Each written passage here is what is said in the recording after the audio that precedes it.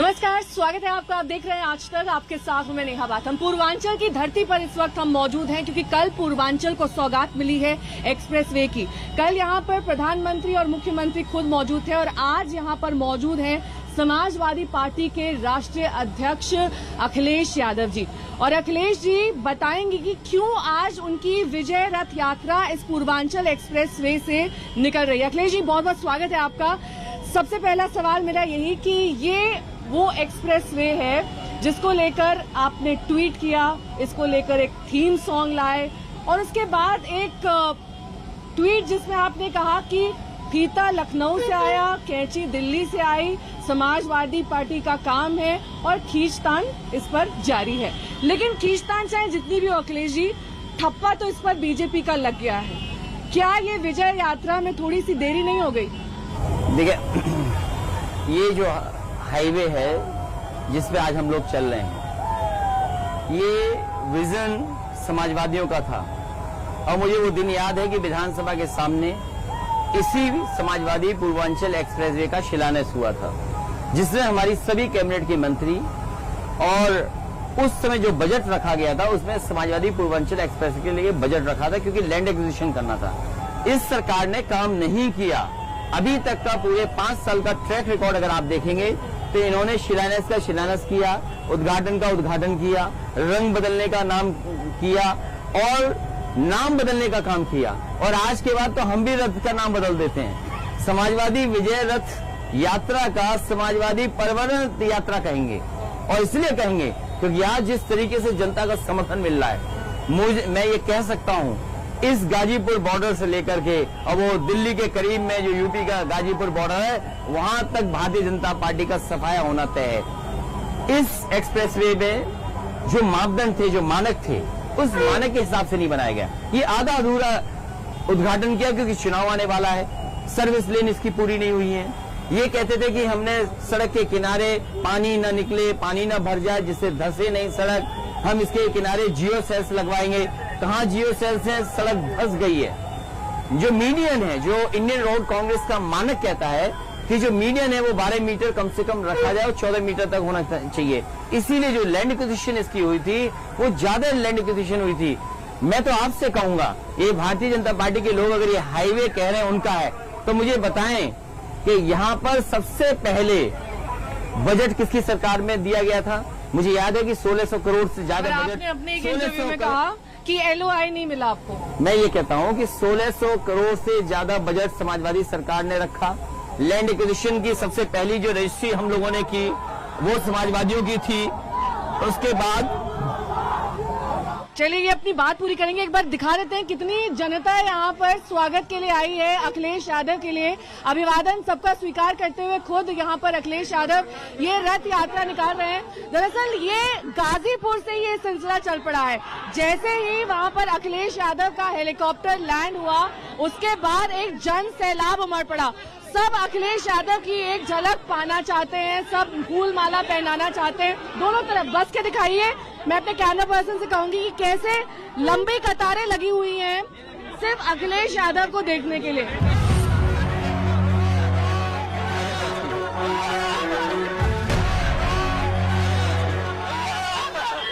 इतना जन सैलाब उमड़ पड़ा है विजय यात्रा के लिए।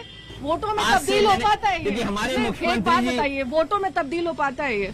क्योंकि देखने में तो बहुत कल भी बहुत इस बार इसीलिए हमारे साथ ओम प्रकाश राजभर जी चल रहे हैं। इन्होंने भारतीय जनता पार्टी का दरवाजा खोला था और मैंने इनसे कहा कि अब दरवाजा आप बंद कर दो। राजभर जी, एक बात बताइए, डील सील हो गई है, ये तो डील पक्की है, लेकिन आगे भी इस डील में और दूसरे पार्टियों के शामिल होने की कितनी संभावना है? क्योंकि एक तरफ ओवैसी जी भी हाथ पैर मार रहे हैं, दूसरी तरफ हमने देखा है कि कांग्रेस पार्टी एक नए सिरे से शुरुआत कर रही है। प्रियंका गांधी ये कह रही हैं कि हम संगठन को मजबूत करेंगे, बहुत सारी महिलाओं की भागीदारी होगी, ज्यादा महिलाओं को टिकट दिया जाएगा और एक तरीके से ये कहा जाए कि जो पार्टी जमीन से अब शुरुआत करना चाहती, क्योंकि पूरी तरीके से अगर देखा जाए तो सबसे बड़े नेता विपक्ष इस वक्त अखिलेश यादव है, समाजवादी पार्टी है, दूर दूर तक बसपा और कांग्रेस दिखाई नहीं दे रही है। आप इस पार्टी में शामिल होने की वजह सिर्फ बीजेपी से नाराजगी थी या कुछ और? नहीं, देखिए, जो देश की आजादी के 75 साल में इस देश में तमाम ऐसी जातियां हैं जो आज तक अपने हक अधिकार से वंचित हैं, चाहे वो शिक्षा हो, स्वास्थ्य हो, रोजगार हो, राजनीति हो, किसी क्षेत्र में वंचित लोग हैं। उनको अधिकार दिलाने के लिए हमसे भारतीय जनता पार्टी ने झूठ बोला, हमसे झूठ बोल करके हमारा वोट लिया और वोट लेकर के सरकार तो बना लिया। जब सरकार बनने के बाद वहाँ यूज एंड थ्रो होता है, उपयोग कर लो छोड़ दो।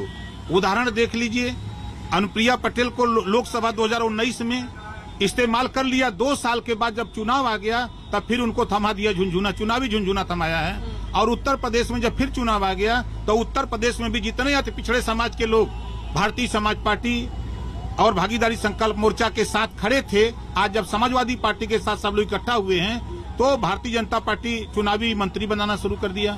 अब ये चुनावी मंत्री जा रहे हैं तो इनका खुलेआम विरोध हो रहा है। प्रियंका गांधी के साथ संभावनाएं खत्म हो गई क्योंकि उन्होंने कहा कि सभी सीटों पर वो अकेले लड़ने वाली है, मतलब कांग्रेस पार्टी अकेले। उनको बहुत बधाई।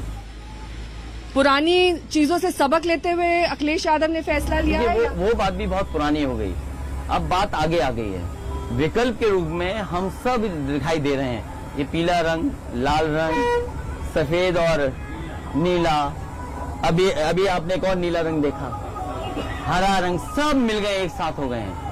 ये बहुरंगी जो इंद्रधनुष बनाया है, यही भारतीय जनता पार्टी का सफाया करेगी। वो एक रंग वाले लोग क्या किसी के जीवन में रंग लाएंगे? आज देखिए, प्रदेश ये चाहता है बदलाव। जो आपने इनसे वादे किए थे, वो आज वादे पूरे नहीं हुए हैं। जो वादे किए गए थे, ये अपना घोषणा पत्र क्यों नहीं पढ़ते हैं, संकल्प पत्र? क्या उनके संकल्प पत्र में ये एक्सप्रेस वे था? और फिर आधा अधूरा, बीजेपी का सबसे प्रिय काम है शौचालय बनाना। एक किनारे शौचालय हो तो बताइए, इसके किनारे मंडी बननी थी, किसानों की पैदावार की सही मूल्य है। एक किसान हमें बता दो जिसको धान की कीमत। वो तो कह रहे हैं गाजीपुर से अब ज्यादा कम समय में, उससे अच्छा कोई झूठ बोल नहीं सकता। उन्होंने कहा कि कम समय में किसान पहुंच पाएंगे लखनऊ और दिल्ली। जो आगे वाले लोग हैं वो 4 पहिए की गाड़ी से चल रहे हैं और जिनको जिम्मेदारी दी वो पैदल चल रहे हैं। तो सोचो, पैदल चलने वाले कम से कम उत्तर प्रदेश का तो भला करते।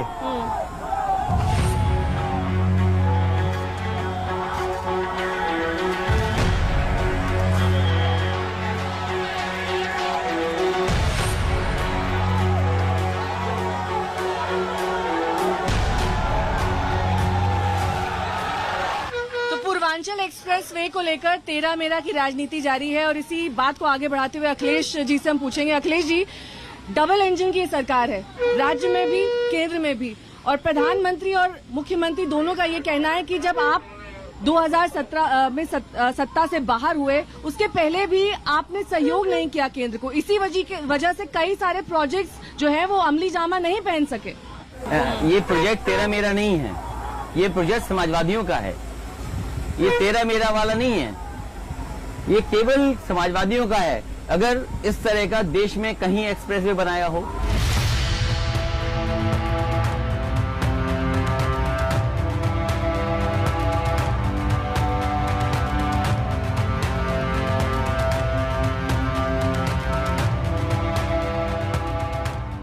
तो हम बात कर रहे थे अखिलेश यादव से कि क्या वाकई पूर्वांचल एक्सप्रेसवे से समाजवादी शब्द हटाकर ये बीजेपी के लिए एक अहम टर्निंग पॉइंट साबित होगा? क्योंकि अखिलेश जी देखिए, इस बात से इनकार नहीं किया जा सकता है कि पूर्वांचल एक अहम फैक्टर है। 33% सीटें यहां से आती हैं और जिसने पूर्वांचल पर कब्जा कर लिया उसने उत्तर प्रदेश को एक तरीके से हासिल कर लिया। ये बात बीजेपी जानती है और यही वजह है कि टाइमिंग ऐसी रखी गई बेहद नजदीक चुनाव के। मुझे याद है कि यहीं पर एक भाषण हुआ था, कहा गया था कि यहाँ के सांसद ने कभी लोकसभा में ये बात कही थी कि जब उन्होंने निकाल करके दाना लोग गरीबी में खाते थे, सुबह के गंदगी में से दाने निकाल करके लोग खाते थे, ये गरीबी थी। और हम ये महसूस करते हैं कि पूर्वांचल के लोग, यहाँ गरीबी है, बेरोजगारी है, इसको कैसे दूर किया जाए। अमेरिका के बारे में जो कहावत थी कि अमेरिका ने सड़कें बनाई और सड़कों से अमेरिका बना, और वही बात जोड़ते हुए मैंने हर बार कहा, जिस समय समाजवादी पूर्वांचल एक्सप्रेस वे का मैंने शिलान्यास किया था, तो मैंने ये कहा था कि अगर आप रफ्तार बढ़ा सकते हैं तो अर्थव्यवस्था अपने आप बढ़ जाएगी। लोग अपने संसाधनों से, सरकार के सहयोग से, सरकार के फैसले से अपने आप खुशहाली आएगी। तो आज हमारे देश को जरूरत है इस तरह के इंफ्रास्ट्रक्चर को देने की, और इसीलिए समाजवादी पार्टी ने अपनी सरकार में पूर्वांचल के लिए एक्सप्रेसवे दिया है। तो ये फैक्टर सबसे बड़ा है कि पूर्वांचल को विकास की गति कौन दे रहा है, समाजवादियों ने दिया। और आज भी समाजवादी काम आगे बढ़ रहे हैं, वो अपना काम नहीं कर रहे। अब मुख्यमंत्री जी कह रहे हैं कि हम आने वाले समय में स्मार्टफोन और टैबलेट देंगे। हम उनसे पूछना चाहते हैं 4.5 साल में कौन सी टैबलेट देते रहे आप? क्योंकि मुख्यमंत्री जी को लैपटॉप चलाना नहीं आता है, इसलिए नौजवानों के हाथ में लैपटॉप नहीं दिया उन्होंने। जो चीज वो खुद नहीं कर रहे हैं, वो कैसे लैपटॉप दे देंगे इन नौजवानों को? वो जानते हैं कि जिस समय इन्हें लैपटॉप मिल जाएगा, पढ़ाई अच्छी हो जाएगी, ये अपने सूझबूझ से, अपनी मेहनत से आगे बढ़ जाएंगे। ये 16 घंटे काम करना चाहते हैं नौजवान। आप क्या जगह दे रहे हैं उनको 16 घंटे काम करने के लिए? क्या मौका दे रहे हैं आप उनको? ये दिन रात पसीना बहा करके दूसरों के कारखाने चला रहे हैं। क्या ये लोग भूल जाएंगे कि मां गंगा में यहाँ लाशें निकली थी, यही बक्सर में लाशें थी, गाजीपुर में लाशें थी? क्या कहा था बीजेपी ने कि लाशें बिहार से आ रही हैं? क्या गंगा उल्टी बहाएंगे ये लोग? इसका जवाब है उनके पास। क्या पूर्वांचल के शिलान्यास के लेकिन मेरा सवाल भी अधूरा रह गया अखिलेश जी। इसमें ये कहा गया कि आपने सहयोग नहीं किया केंद्र सरकार को, इसीलिए कई प्रोजेक्ट, कोई एक प्रोजेक्ट बता दें 17 तक। मुझे एक प्रोजेक्ट ये बता दे सरकार जिसमें सहयोग समाजवादी सरकार का नहीं था। और मैं आपकी जानकारी के लिए बता दूं, उस समय जो पीएमओ में थे उन अधिकारी को मैंने कहा कि जो अधिकारी आप चाहते हो बनारस में पोस्टिंग ले लो। आज वो रिटायर हो गए हैं, एक बहुत बड़ी जिम्मेदारी के में काम कर रहे हैं। आप जाकर के पूछिए उनसे कि जिन जिन अधिकारियों को आपने कहा बनारस में पोस्ट कर दो, समाजवादी सरकार में वो अधिकारी पोस्ट हुए कि नहीं हुए? अंडरग्राउंड बिजली केबलिंग किसने की बनारस में? 24 घंटे बिजली किसने बनारस में की? मुझे अच्छी तरह याद है। एक उनके साथी स्वर्गवास हो गया उनका, वो आज जिंदा नहीं है, वो जवाब नहीं दे सकते। लेकिन आज भी एक उनके विधायक जिंदा हैं, श्यामदेव चौधरी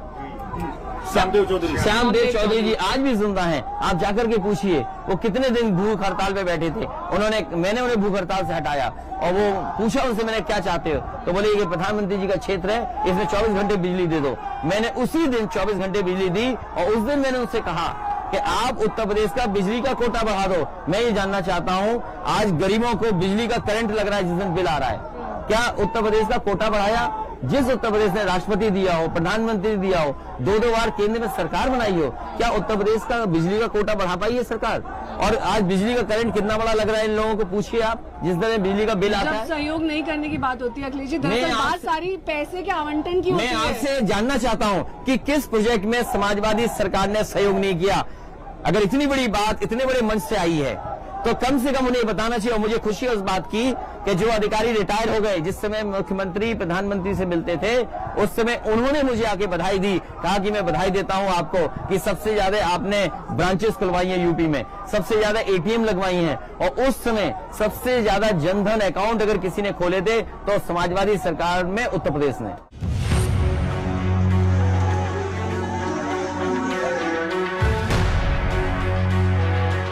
को आगे बढ़ा लेते हैं। इस बार चुनाव में ध्रुवीकरण देखा जाएगा क्योंकि राम मंदिर एक बहुत बड़े और अहम मुद्दे के तौर पर सामने आ रहा है। भगवान श्री राम के मंदिर को कोई भी बनने से अब नहीं रोक सकता है। जब से सुप्रीम कोर्ट का फैसला आया है और सुप्रीम कोर्ट ने जब फैसला दे दिया है तो भगवान श्री राम का मंदिर कोई भी नहीं रोक सकता है। और भारतीय जनता पार्टी से सवाल होना चाहिए कि जब हाईवे समाजवादी सरकार 21 महीने में बना सकती है, लखनऊ में 13 या 14 और 19 महीने में मेट्रो चल सकती है, तो आखिर इतने दिनों के बाद भी भगवान श्री राम का मंदिर क्यों नहीं बना है? और अगर भगवान श्री राम किसी से नाराज होंगे तो भारतीय जनता पार्टी से नाराज होंगे। आपके हिसाब से इस बार का सबसे बड़ा एजेंडा, मुख्य मुद्दा क्या होगा? विकास होगा, रोजगार होगा, जिस तरीके के प्रोजेक्ट्स आ रहे हैं वो होगा, या फिर यूं कहें कि कोरोना में जिस तरीके का मैनेजमेंट रहा सरकार का वो एक अहम मुद्दा? देखिए, कोरोना की बात तो सरकार इसलिए नहीं करेगी क्योंकि माँ गंगा, जो पवित्र माँ गंगा है, जिसको हम सब माँ गंगा मानते हैं, उसमें कितनी लाशें बह गईं। कैसे शर्म से देखेंगे उसको? क्या शर्म नहीं आएगी भारतीय जनता पार्टी को? क्या बात करते हुए नहीं उनको शर्म आएगी कि माँ गंगा से वादा किया था कि माँ गंगा साफ होंगी? आज मुझे बताओ, गोमती साफ हो गई? माँ गंगा के साथ साथ क्या यमुना साफ हो गई? क्या और देश की जो नदियां जो गंगा में जुड़ती हैं, कौन सी नदी साफ हो गई? वो बदहाल हमारी वजह से नहीं है, वो हम बदहाल है बाबा मुख्यमंत्री जी की वजह से, क्योंकि उन्हें फुर्सत ही नहीं है, धुआं उड़ाने में। अगर वो 900, मैं कहता हूँ 100 मीटर अगर गोमती के नालों को रोक दें तो ये उदाहरण होगा देश के अंदर की एक साफ सुथरी नदी शहर के अंदर बह रही है। वो एक अच्छा इंफ्रास्ट्रक्चर प्रोजेक्ट था जिसको इन्होंने रोक दिया और क्या कह रहे भ्रष्टाचार हुआ है, ईडी लगा दी, सीबीआई लगा दी। अरे कम से कम उस प्रोजेक्ट को पूरा तो होने देते।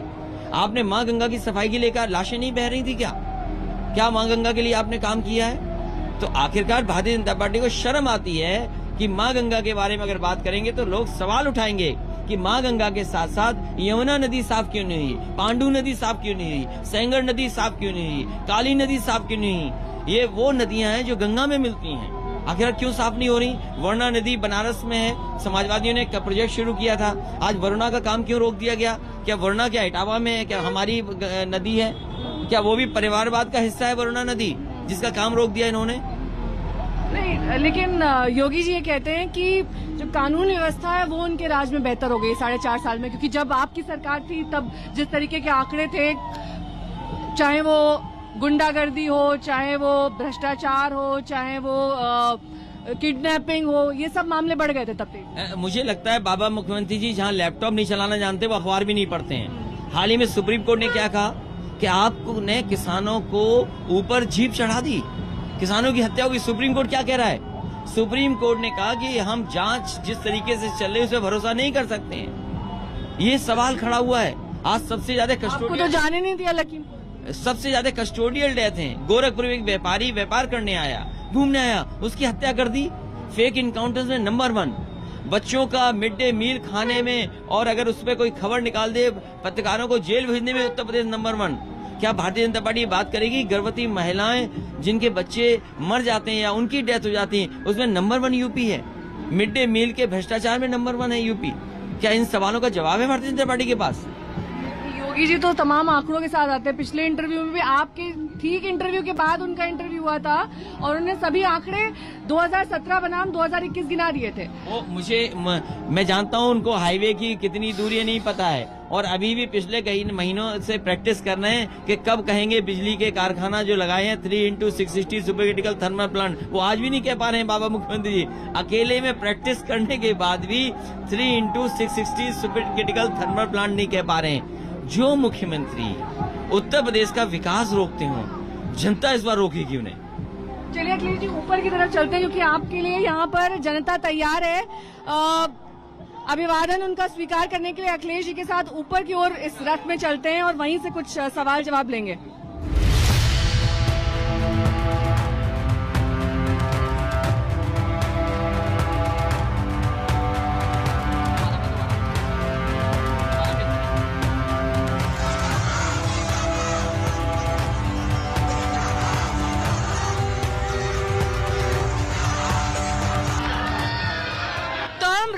ऊपरी हिस्से में पहुंच चुके हैं और आपको यहाँ पर दिखाना चाहेंगे एक बार कितनी बड़ी संख्या में यहाँ पर लोग अखिलेश जी का अभिवादन करने के लिए मौजूद हैं।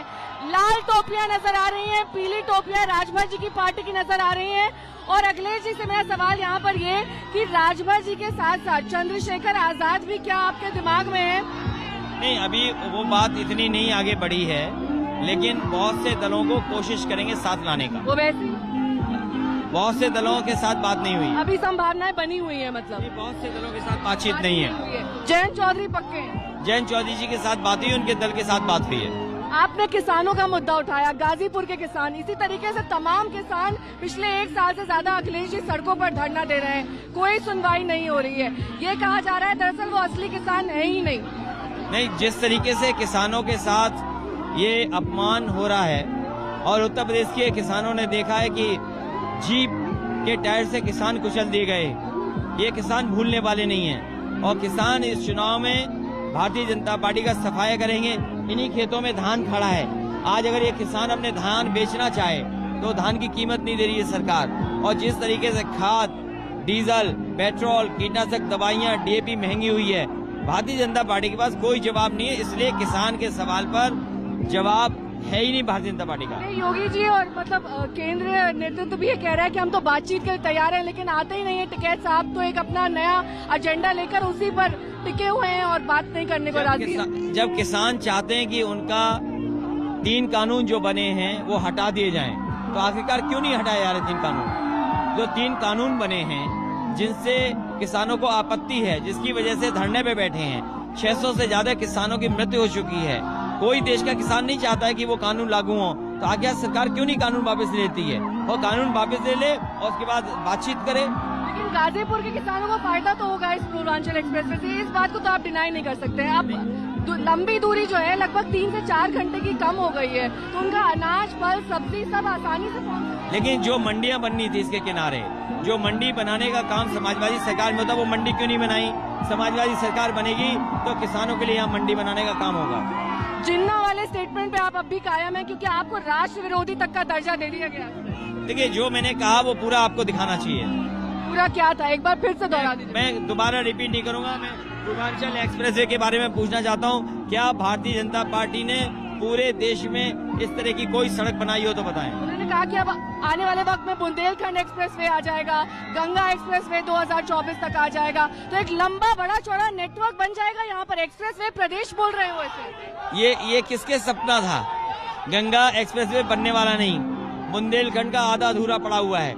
ये समाजवादियों ने अलाइनमेंट किया, लैंड एक्विजिशन की, डॉक्यूमेंटेशन की, इसकी वजह से ये बना है। मुझे नहीं लगता है कि भारतीय जनता पार्टी कोई नया एक्सप्रेसवे दे पाएगी। पर अमली जामा तो बीजेपी ने पहना दिया ना सर। अब देखिए, जो शिला पट्टी है उसमें नाम तो प्रधानमंत्री का आ गया ना, उसमें नाम तो समाजवादियों का आया नहीं कहीं से। ये काम चोरी करने से जनता उनको समर्थन नहीं करेगी। जनता जानती है कि ये एक्सप्रेसवे किसका है, किस सरकार में बनना शुरू हुआ था। प्रियंका गांधी पर एक बार फिर से चर्चा करेंगे। प्रियंका गांधी के साथ सभी टाई अप से आप इनकार करते हैं? अभी आने वाले समय में कोई उनके साथ नहीं होने जा रहा अलायंस।